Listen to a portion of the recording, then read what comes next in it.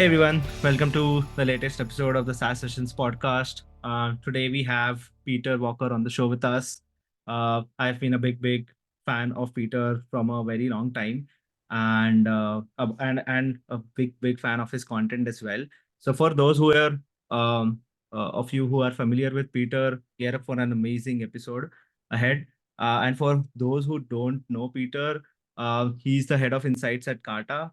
Carta is like one of the great startups in the world. Help you manage your cap table and like a whole bunch of stuff. But he runs the at Carta. He runs the Carta Data Minute, which is a weekly newsletter featuring the most striking data from over 40,000 US startups. So, Peter, such a pleasure to have you on the show. Yes, Sunil, it's a real honor to be here. Thanks for inviting me on.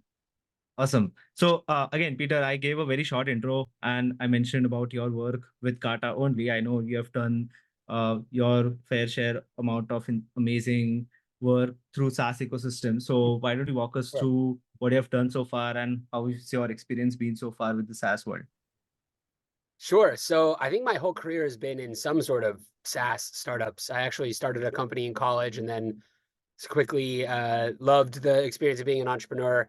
Ended up working for a small startup when I got out of school that did media intelligence for Mhm. big corporations. So we did Right. like sort of like early NLP and judging media and competitive balance between SaaS, mostly SaaS companies.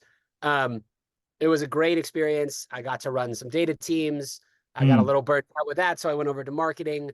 And so like Hmm. those two sides of my brain were activated. Um, Nice. and then during the pandemic, I had this really unique experience where everyone's at home. We're all pretty scared. Uh, I'm a data nerd, so I go looking for data sets to go and visualize so I can at least put some context to what's going on in the world. And I end Hmm. up finding this data set from the Atlantic magazine called the COVID Tracking Project. And it was just a couple Hmm. of journalists at that point. And I got in touch with them and I started working with their data, et cetera. And then I ended up joining the project as like a second job as their Hmm. head of data Nice. visualization. So like that was I don't know. That was a PhD in how to put out data stories at scale every single day to a very interested audience who had a lot of feedback, as you can imagine, for COVID data. So Hmm. that kind of led to Carta. I made a list of Nice. companies that had data sets that would be useful, and here we are. So it's been really cool. Nice. That's interesting. But how did you land up at Carta, right? Like, did you reach out to them? Did they reach out to you? Like, how did that happen?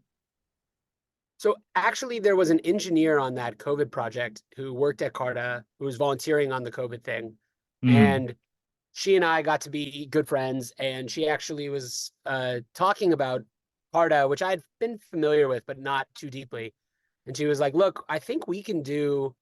We have a great data set, but we don't use it very well." And so I got really Hmm. thinking about, could you do this kind of work at a bigger SaaS company and use it Hmm. as sort of like the tip of the spear for marketing and building brand? And so I actually pitched the role to Jane, our CMO, when I met her the first time. And I was like, I think I can come in and do this for you. It's a Hmm. new sort of position, right? It doesn't really Yeah. exist in that companies. So like, let me experiment, give me like 6 months and we'll see if this works. And Hmm. it's worked, I think, better than many of us would have imagined. Yeah. Yeah. I think it doesn't exist just as of yet. I think you have been an inspiration for a lot of companies and a lot of people that at least that I've spoken to. Like, I've had a lot of conversations about like, hey, did you read today's newsletter from Kata? And, just like, and then just talking about how amazing insights job that you're doing, right? Like, Mhm. it's pretty Thank you. interesting. But yeah, would love to know like when before we move on to the strategic part, like why you started and what's the process and how do you get the executive buying and so on. So before we get on to that, I would love to understand like like when you are pitching for this role you mentioned, like obviously there isn't a role like that, and huge data set, everybody knows Kata, like people look up to that like Kata as a company, and they have a lot of underlying data on like 40,000 plus US startups. So when you're Right. like working on such a data set, or when you're even promising this role or Yeah. responsibilities, like did you look up to anything like did anything like this exist even like closely related to that? I know like you mentioned that there was something like COVID, but did Yeah. anything in like SaaS world exist? Like, hey, this is the first time we are doing this. Like, what did you look like? Where did you gather your inspiration? There's a couple places that I would mention as sort of progenitors of this sort of approach. So the first one I think that comes to mind when you think of insights through a SaaS company at scale would be Gong, the sales platform. Yeah. Um, they would release, I think it was every quarter or so, a big report on, some of it was very tactical and useful, and then some of it was sort of silly, like, swearing on sales calls means you're Yeah. 10% more likely to close the deal, that kind of stuff. Like there Yeah. was like some entertainment, but also good information in there, which I think is a good mix, actually. You shouldn't make it all super serious all the time. Like have some fun. Right. And then there's a company called Zuora Mm, who for a long time had been releasing this once annual report that they called the subscription index. And they mm, went through all the companies that were doing subscriptions, and they went through all the companies that were similar to them who were not on the subscription model yet. And they compared the growth rates and the value and all that kind of stuff. And it was a pitch, but it was a well done pitch. And right. the difference that I found from the COVID experience was those sorts of reports are a wonderful way to just kind of dip your toe into things. But the Mm, stuff that has really, um, they don't move quite fast enough for today's world. mm, So I think that if I were to say that we did anything new at Carta, it's the speed of analysis. right. We Mm, put out new, if you just talk it as like say number of charts as the unit that matters, I probably put out 10 to 15 charts a week new wow. that are just like maybe they're repeats of old charts or they're updated data or whatever, but just, we are putting out a ton of content, and Hmm. that the ability to put out a lot of content at high quality at scale, I think is the difference between our insights approach and other ones that have been done in the market before. Nice, nice. And since you mentioned about like how fast you are in executing at Carta and like how what kind of reports you are creating, let's talk about the Carta Data Minute itself, the newsletter. That's good. So like walk us through what the newsletter is again, for people in the audience who already know about it. Amazing, like you'll get to know the behind the scenes footage of how the newsletter is built, I would say. But for anybody who doesn't know, I think it's a really great newsletter that everybody in startup ecosystem should subscribe. But Amazing. Peter, Thank again, you. like yeah, walk us through like what it is, how did you build it, Yeah. like why did you start it in the first place? But yeah, walk us through your journey with the Carta Data Minute newsletter. It's sort of I don't know if you would call it the central hub of what we do, but it's a very important piece of the Insights project. Mm, And it's honestly something I wish I had started earlier. I didn't start it until about a year into my time at Carta. And mm, I was kicking myself because it was such a perfect vehicle. So bare bones, the basics. We put out the Carta Data Minute every week on Thursday mornings. It has one chart that I find really fascinating from the last week and a little right. bit of explanation. I'm talking 2 to 3 paragraphs max. Like you can read this thing in a minute and a half Mm, most days. So it's this like little snippet of here's something interesting or useful if you're an early stage founder, if you're an early stage investor, et cetera, about what's going on in startups. And then we also use the space to invite people to virtual events about that data, to talk about, big speeches that we're giving, all this kind of, the stuff that you would usually find in a newsletter. But I think two mm, things about that have been really helpful. So it's about, um, first thing is there are so many newsletters. There's so much demands for everyone's yeah. attention that coming in, and we did this with the name in particular, like Data Minute. I literally sat down and was like, can I read this in 1 minute or less? And Mm, that idea of simplicity and brevity, I think is really great. Like our open rates are like 65% most weeks. For we send to 24,000 people, completely from 0 to 24,000 in about 18 months. Um, nice. so and I think the reason that people are excited about it is because they know what it is and they're like, Mm, I will get one useful piece of information. It'll be a cool chart. Maybe I have some thoughts about it, and then that's it. I can go on with my day. yeah. So I'm not demanding a lot from them.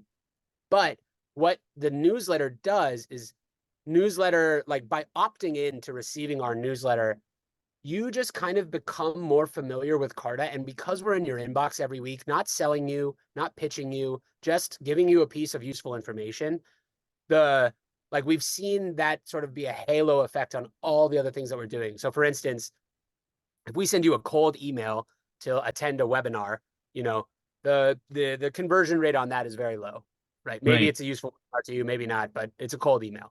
If I Right. have a webinar link in the data minute, it's like a 7, 8, 10 times more conversion rate on those folks because they're already interested in Carta data. They've already Right. opted into our system. So if for anyone out there is like thinking a newsletter, like what would I write in a newsletter? If you have an insights practice, then you get to Mm. write a newsletter. And the newsletter is just all about the insights that you know. And you don't have to think like, oh, I have to pitch this product this week. You just get to talk about Right. interesting things. Yeah. Yeah, and I think you mentioned it correctly where, just being in the inbox every day or every week, like, that adds up a lot towards the affinity, right? And I've 100%. seen, this with very in alignment with consumer brands, right? Like either Yes. when you take even a drink, right? Either you're a Pepsi person or you're a Coke person, right? Like, and Yep. you're very sure, like, if there's a bottle of Pepsi and bottle of Coke, if you're a Coke person, like 100% you're gonna buy that, right? And there goes the years of like seeing ads on YouTube. It's like, Right. driving through the highway and you see a Coke billboard, and it's Yep. like years of affinity that gets built. And that kind of, create a bias in your head, right? Like I've seen this with a lot of SaaS tools as well. Like when it comes to conversational intelligence, obviously Gong wins the category because they sort of like actually won the category as well. And you immediately think of Gong when hey, we want to implement a call recording platform, like, Yep. just go ahead with Gong, right? Like that's the Yep. first tool that comes to your mind, right? Whenever I mentioned CRM as well, obviously Salesforce comes to mind. So I think you mentioned like there's a bigger brand building, affinity building strategy which is there, um, Yep. in the newsletter, where you're not actually selling, but you're just in front of them every Yep. like 1 minute of every week, and just providing that immediate gratification that, okay, I learned something new and I can go on with my day. But I think that's really interesting.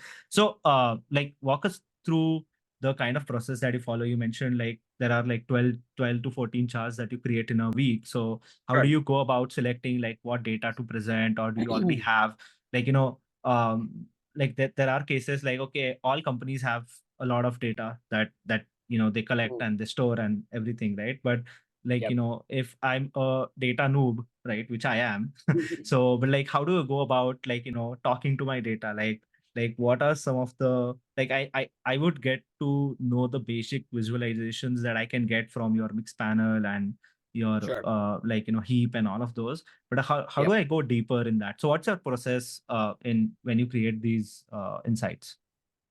Yeah. Maybe I can walk you through like the day to day, how that tactically works. And then we can talk Hmm. about, just broader strategy of how you think about Right. data in general. But to start at the very narrow point, um, Carta, obviously, Carta, I sit in a very privileged position because Carta has so much data to work with, given our, Right. we're trusted by so many different startups. So, first things first, obviously, you aggregate and anonymize this data. So, I am not Correct. looking at customer names, I am not looking at individual people. This is aggregated and anonymized from the data models themselves.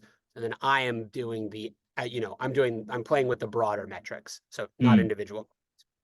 Second thing, the tooling is, at Carta, or the way that I've built this sort of system is you store your data wherever you store your data. At Carta, that's, I believe we use Amazon Redshift as our data lake. You bring that into a BI tool. We use Looker and Tableau. I am much, much, much more a fan of Tableau if you want to build good looking charts. There's a lot of ways to build good looking charts: Data Wrapper, Flourish, Tableau, tons of other Hmm. BI tools. And then now recently, a lot of AI tools that will do really interesting, natural language to chart analysis for you. So you type in a question in English and it returns the answer as a chart from your data set, and it's writing the SQL in the background for you, which is really cool. There's a lot Hmm. of hallucination still in those, so you can't always trust it. You got to go kind of know how to double check. But I Hmm. I love that space. I think it's going to be really big soon. But my process is suck the data down, write a little SQL, and then the majority of it happens in Tableau. So Hmm. I am in Tableau every single day, building charts, building chart systems. And the advantage of Tableau, if you get pretty good at it, is I can build a chart. Just take an example here, just total funding over time, total Hmm. amount of dollars invested into startups quarter over quarter. Very easy line chart, very simple. Right. In Tableau, it's very easy for them to me to filter that and say, show me that for seed stage, or show me that for biotech, or show me Right. that for just California. So you can have like geography, industry, or stage as the filters, and then you've built 8 charts instead of one, but it's the Right. same thing. Hmm. So a lot of times the work is slicing and dicing the data into something that's useful. And then the Hmm. second part of the analysis, which I think is the part that basically nobody does, which I think is really important, is once you have a chart that you like, you Hmm. then export that chart out of your BI tool, whatever you're using, Tableau for me, and I put it into Figma, the Hmm. design tool. And in Figma, I've built a lot of templates that have all of the things associated with that chart that I need. So for Carta, Right. if you see any charts on LinkedIn, I always have the URL that I want you to go to. I have logos, I have headers, I have Right. subheads, Hmm. all that sort of organization and making it look clean and polished. That's happening in Figma rather Yeah. than the BI tool, because Figma is much better at that kind of stuff. Hmm. So every single chart that you see in any of our reports, those are also done in Figma. So I love this combination of design and data viz as the two separate tools, and then you can build a lot of stuff really quickly.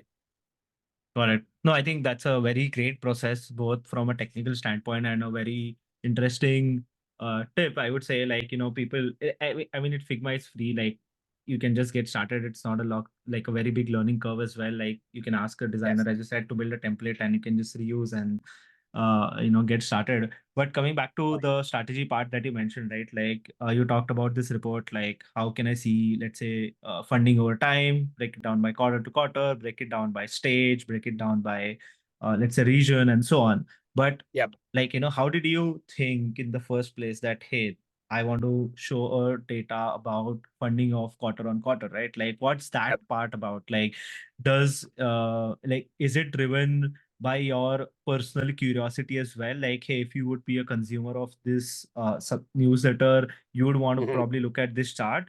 Or you go beyond, where a lot of people also give you a feedback that, hey, Peter, can we see this kind of data, or can we get a sneak peek on that? So what does that strategy or process in selecting what data you want to show look like?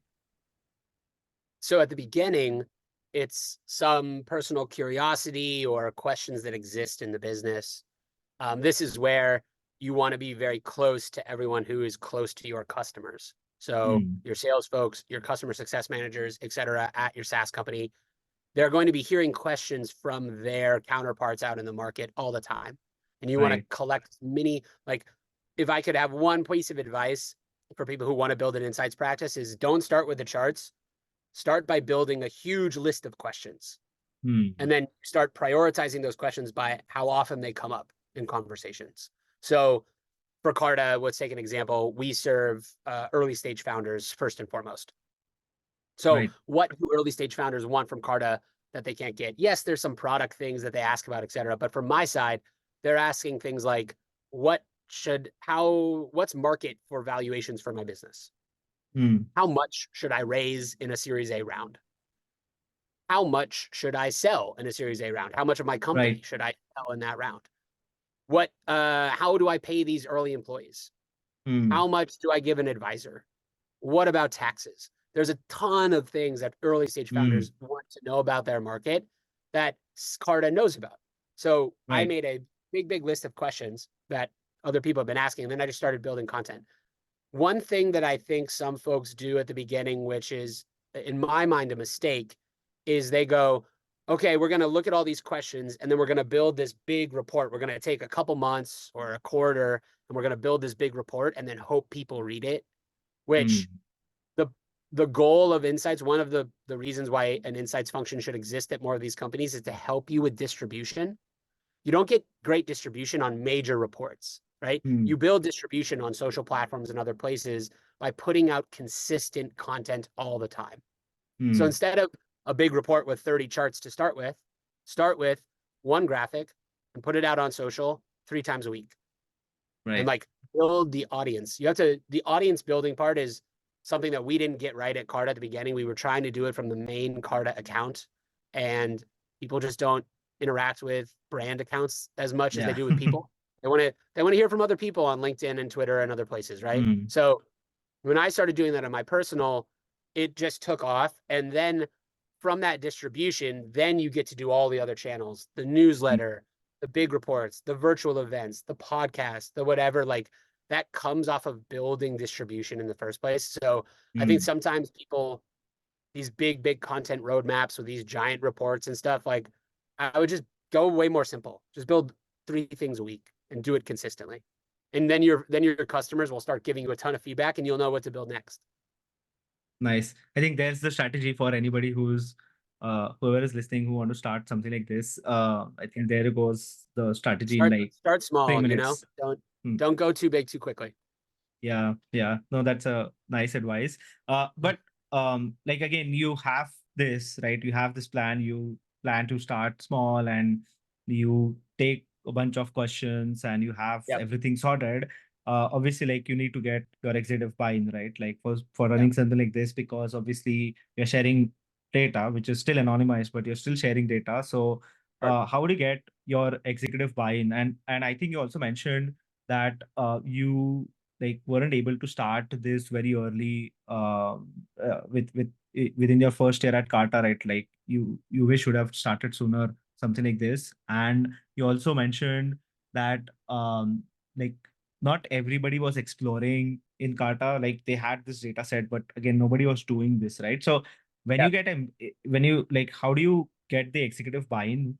That's one. And secondly, like what's the right stage when you can start, right? Like can like anybody start it? Like we are Yeah. small, we have a lot of data, but it's not as big as obviously like the data set that Carta has, for example, to compare Yep. with. But what's the right place or what's the right time to start, and how, and when you start, like how do you get that executive buy-in? So on the question of when to start, it's really dependent on what data exists out in the ecosystem already for your clients and customers. Mm-hmm. So, for instance, there's this question that we get sometimes where you're like, oh, I'm a Series A company. We have less data than Carta does, obviously. Is it quote unquote statistically significant? Mm. And one of my biggest uh, learnings is that that doesn't matter at all. This like the a technical data scientist definition of statistical significance doesn't matter in the slightest. Nobody cares. Mm. What matters is that you are upfront about the data that you are using, how you anonymize it, how you aggregate it, and then just the total set of data. And then you share your findings and people can make their own decisions. So Mm. you'll notice in every single graphic I put out, there is a subhead that says this many data points are in this graphic. Right.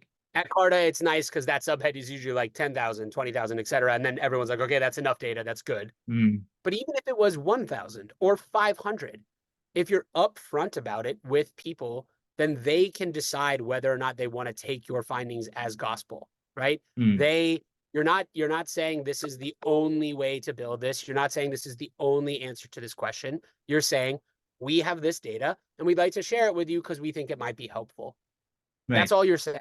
And if you're upfront with the amount of data that you have, then people will read it and go, this is helpful, this is not helpful, and you'll move from there. So Mm. statistical significance, like people are oftentimes unwilling to start because they don't think they have enough data. Hear it from me right now. That doesn't matter. Get started. Mm. Build what you can with what you have. And if it's not enough, people will tell you it's not enough, and that's okay. Then you wait, Mm. right? Or gather more data. It's fine. Right. Now you get to executive buy-in. Um, as you said, this is a sensitive-ish subject at a lot of companies. You're sharing data that is generated from your product or from your customers. So you have to treat that with a lot of respect. You have to have clear guidelines about the data you do and do not share. You have to make sure that in no way, shape, or form is anything ever traceable back to an individual client. So you cannot look at any of the cartographics and say, ooh, I know where that data point came from. I bet it was this company. It's just Mm. impossible to do. You have to make sure that is like the ground rules. You can't break those rules. You have to take data privacy very, very seriously for clients. Mm. So that's the first thing you have to tell execs is like, yes, we understand this is a serious thing. Right. Then the questions get a little bit more interesting. And it's not like we had this conversation one time at the Brent and then everyone was like, great, go ahead. I have this conversation still at Carta. What's the right amount of data to put out? Is legal okay with it? All those things. I continually have those conversations. So you should not expect that this is a one and done sort of thing. Mm, I guess the biggest point that people bring up nowadays, now that we have a real insights practice going, is should we put this all out for free? Or should we mm, charge for some of this? Should some of this be like a monetizable data product for Carta? right. I think that's a really interesting question. Um, the counter that I usually have is we're not getting no value by putting it out for free. We're getting a lot of value in the Mm, affinity love that we're building for Carta and the ecosystem and the clients that are coming to us because they trust us. Like that is not an immaterial benefit. So we are benefiting from putting this data out. But there are data sets out there that are so unique or special or desirable that, yeah, you should have a conversation at your company about whether or not you charge for those insights and how you charge for them. Or maybe they're available to customers only. Like there's a lot of different pathways through the data journey.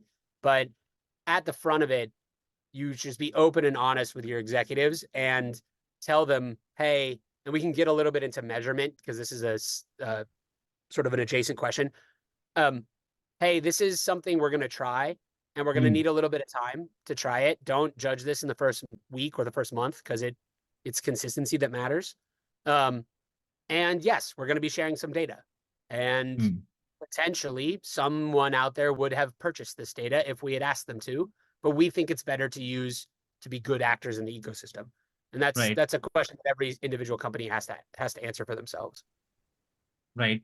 I think these are great insights again. And as you mentioned, it's not creating value for you, right? It like there's a huge amount of value that is created, as you mentioned, and talking about that, like same success or that impact, like something where strategy like this, like what sort of impact does it drive? What sort of success metrics? Do you generally track? So talking about that before we move on to the last round of this the episode, which is lightning round, let's talk Yep. about this for a minute.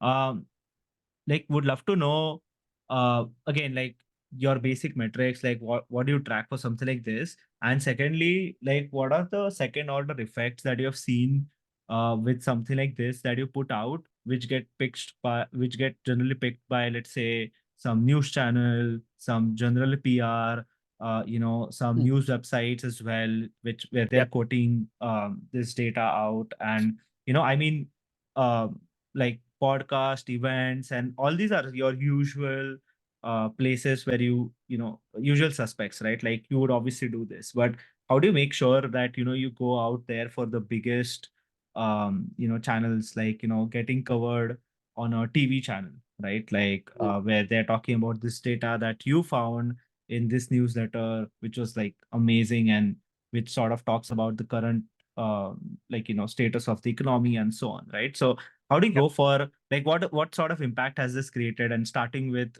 your base metrics and then going as long as your second order effects? Yep.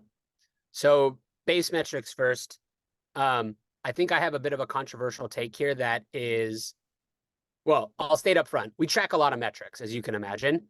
I actually think Yeah. almost none of them Mm, matter. The reason I say that is the easiest way to kill an insights practice is to track it too closely. mm, And that may seem counterintuitive, but if you're a marketing department and you insist on putting a UTM link in every LinkedIn post so you can get credit for the clicks, or you insist on gating all of this content, you will kill your insights practice. mm, You will do that because you are limiting your own reach. So at Carta, we have taken the approach of the goal of insights is ubiquity. We would want to be everywhere. In order to mm, be everywhere on social, on etc., you cannot gate things and you cannot link things. The platforms kill posts that link out to other websites much more frequently than they used to in terms of their reach. And by gating things, the number of people who will download a gated report versus read an ungated one is 10x. It's a right. gigantic difference.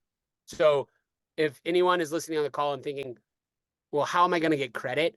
That's part of the executive buy-in that you have to get upfront to say, I am not going to closely track every single link from every LinkedIn post I have.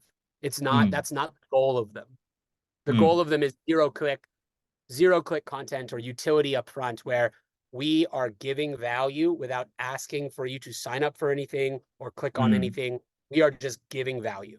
And we assume, and then this is how you track whether or not that's useful over time. We assume that that will be good for us in the long term. So how do you track that? Couple ways. Obviously, you track all the standard metrics on social, like impressions, engagement, whatever. Those are simple. There's no right number there. It's just you want them to be steadily climbing if you can. Right. Secondly, you track what we would call opt-ins to the data ecosystem at Carta. So 3 ways to opt into data at Carta. 1 is to sign up for the newsletter, of course. 2 is to attend a virtual event based on data. And 3 is to attend a live event based on our data. And so we have tens of thousands of people on each one of those channels every year that opt in to Carta data. And once you've opted in, then we think we've earned the right to send you an email nurture or other things, right? So that's one. If I were to restart this practice today, the one thing that I would measure from the very beginning is, after someone requests a demo to your business, have a little survey pop up and have the insights thing be an option on that survey about how did you hear about us. We did that at Carta. It's now one of, if not the biggest channel for early stage founders to hear about Carta. So Not surprised. the goal of this practice is to build a big brand in the ecosystem. Tracking that big brand too closely will kill it. So I know that people are sitting on the call and saying, Peter's really lucky he has bosses who believe this and like he got to do this thing, which sounds ridiculous. I'm telling you right now, way more marketing is going to move towards this. I think we have an over measurement problem in marketing, whereas what you want to do is provide value.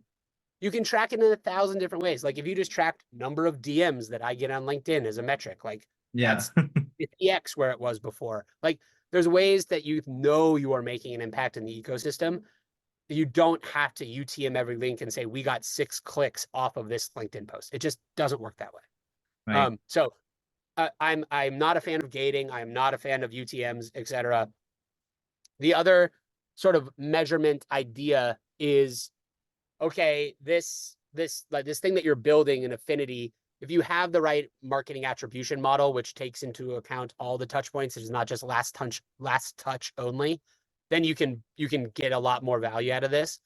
And once you start building an audience, it's your right to then transfer that audience from rented to owned. So the movement of someone who follows me on LinkedIn to becoming a subscriber to the newsletter, that's them choosing to opt into more Carta data, which we love. And there's going to be a lot of stuff on the website moving forward where we're going to build hopefully like an interactive hub of data.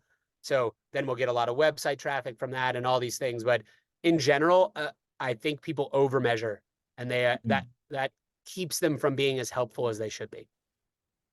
Right. I think that's a very, as you mentioned in the start, like it's a controversial take, and I'd love to see how people take this up, right? Yep.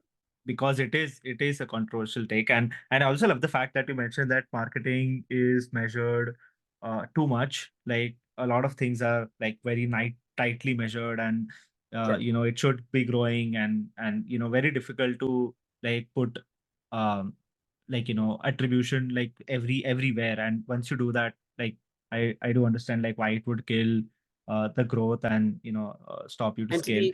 be clear, I'm not saying that like obviously there are parts of marketing like paid Right. search, like Yeah. your performance marketing, ads and things. You have to measure those very closely. Yeah. But when you're Yeah. talking about brand investments, Mm, like it's really difficult to say this person signed up for Carta because of this one post or this one thing they saw.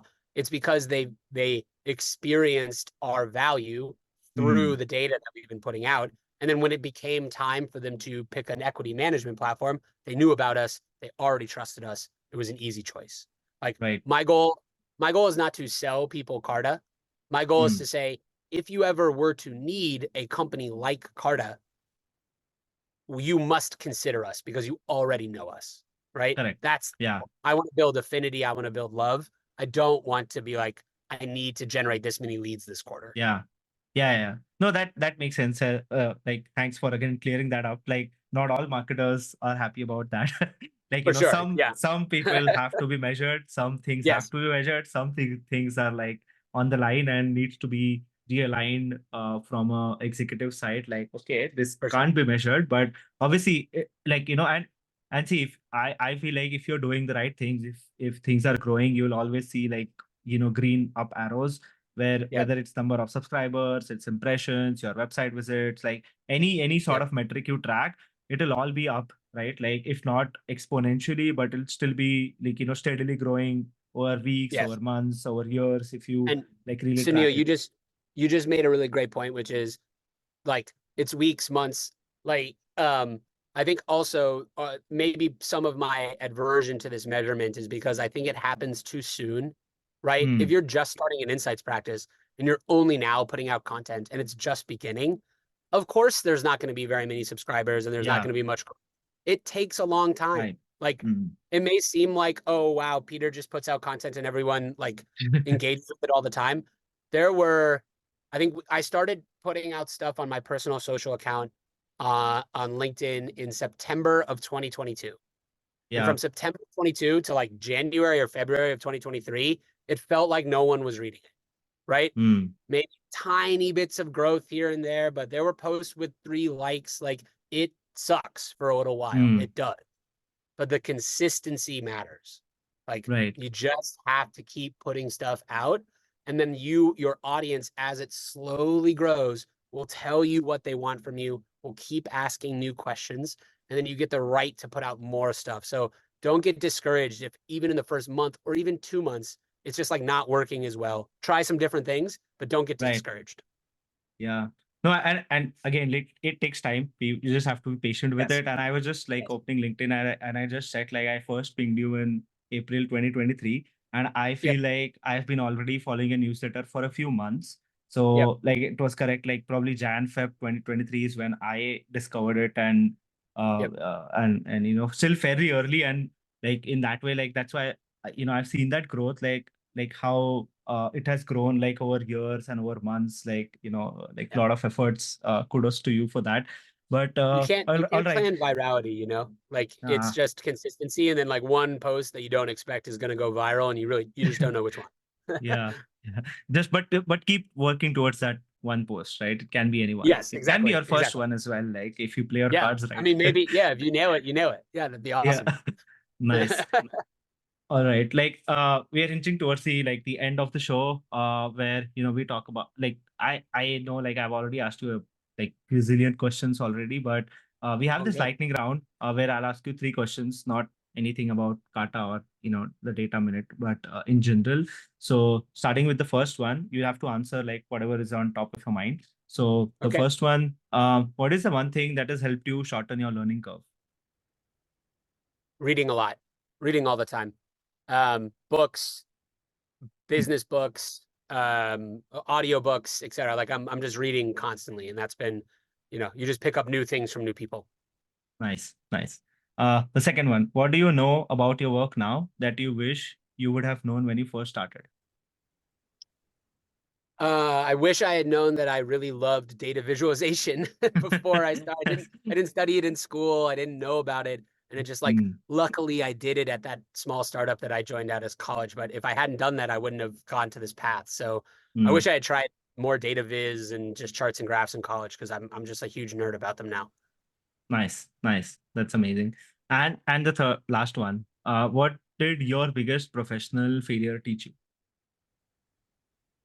My biggest professional failure was we tried to launch an entirely new sort of not just product, almost like a separate company inside of that little startup that we had in on the East Coast, and it completely flopped. And Mm, I spent almost a year trying to sell people on a product that didn't make sense and all this stuff. And the one thing it taught me was just because it seems like it would be a good extension of your business to go into this new area doesn't mean people want you to. mm, So it was if it was an arrogance on my part to say we're doing really well over here, but we have all these things we could build for this new customer. Let's just do it. And they didn't want it. They didn't want it from us. So we were like we were just not listening closely enough, and it took me a year to figure that out. Nice, nice. That's a like a very good learning, I would assume, but at a good cost as well. Yeah, yeah. I wish I had those 12 months. Nice. Awesome. Again, thanks a lot, Peter. Like lot of insights about your insights at Carta. Yes. Thanks a lot for sharing those with the audience, and amazing job with the newsletter once again. I hope you get like at least a couple of hundred subscribers from whoever's listening, but doesn't matter. Like No, I love kudos it. to you. Cheers. Yes. Thanks for the great conversation. Good to talk with you today.